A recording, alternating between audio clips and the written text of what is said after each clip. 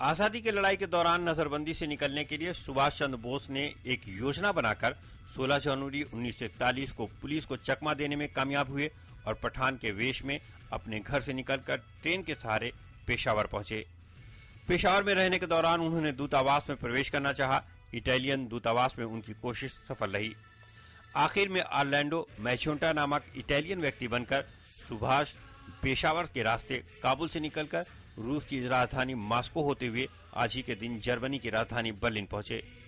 उन्होंने जर्मनी में ही भारतीय स्वतंत्रता संगठन और आजाद हिंद रेडियो की स्थापना की, जिसका मकसद भारत के लोगों और पूर्वी एशिया में रहने वाले भारतीयों के लिए आजादी के लिए चलने वाली गतिविधियों की जानकारी देनी थी।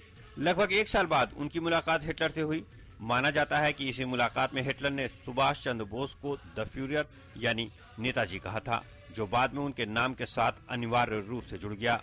यहीं पर फ्री इंडिया सेंटर की स्थापना की और जय हिंद का नारा दिया। सुभाष चंद्र बोस जर्मनी में ही स्वाधीन भारत की सरकार गठित करना चाहते थे, लेकिन ऐसा नहीं हो सका। बाद में अक्टूबर 1943 में सिंगापुर में ऐसी सरकार गठित की गई।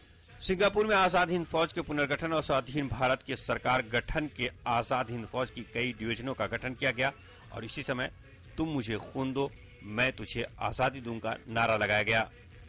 सिंगापुर के अलावा उन्होंने तत्कालीन बर्मा और आज के म्यांमार के रंगून में मुख्यालय बनाया। यही उन्होंने रेडियो पर बोलते हुए महात्मा गांधी को पहली बार राष्ट्रपिता कहा था। भारत की स्वाधीनता का आखिरी युद्ध शुरू हो चुका है। आजाद हिंद फौज को अपने प्रयासों में महत्वपूर्ण सफलता भी हाथ लगी जब अंडमान निकोबार पर जापानी सेना की मदद से जीत लिया गया और इन द्वीपों का नाम शहीद और स्वराज रखा गया।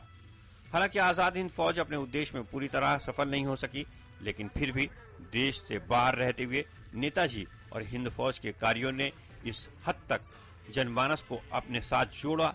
इस बात का पता इस तथ्य से लगाया जा सकता है, जब ब्रिटिश सरकार ने इसके सैनिकों पर मुकदमा चलाने का फैसला किया तो देश में आंदोलन उठ गया।